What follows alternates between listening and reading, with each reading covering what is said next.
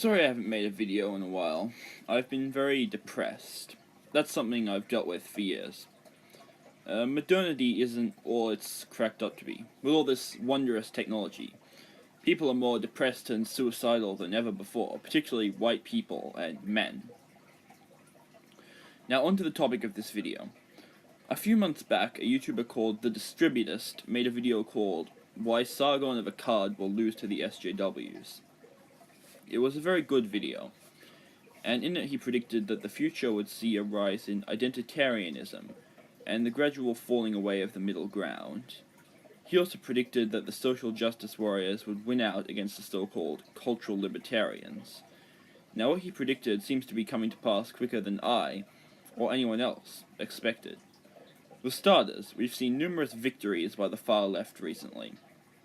Using violence as they have has been successful for them, despite our best efforts to deny this fact.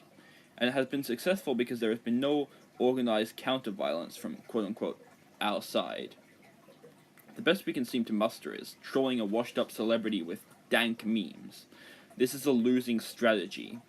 In order to truly fight back, we must up the ante, make them afraid. I know people don't like to think of more violence as a solution, but it's ultimately the only one we have at this point. At the same time, we've seen another event which has truly demonstrated the power and influence of the left, and that has been the PewDiePie situation.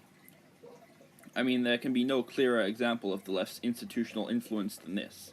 If they could destroy the career of the most popular YouTuber on the entire platform overnight because of some jokes, there is essentially no limit to what they can do. As in the cultural sphere at least. Now something else we've been seeing is the collapse of the middle ground, in the form of the ongoing destruction of the quote-unquote rational skeptic community. Some of this doesn't even have to do with politics, namely the Candid fiasco.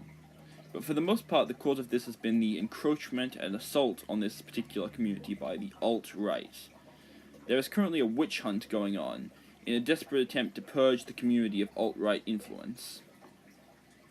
This has only really been successful in dividing the community further, and causing the likes of David Sherratt and his ilk to drift further and further towards the far left, gradually being subsumed and assimilated by the SJW Borg. Everyone else, with the exception of staunch middle grounders like Sargon, seems to be moving slowly towards the alt-right.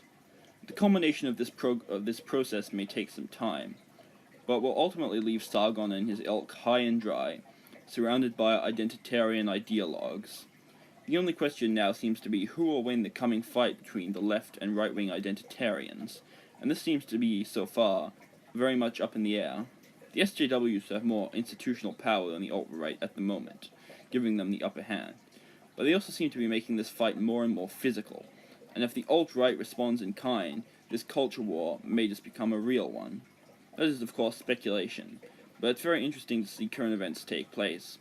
Things seem to be moving faster than anyone can even keep up with.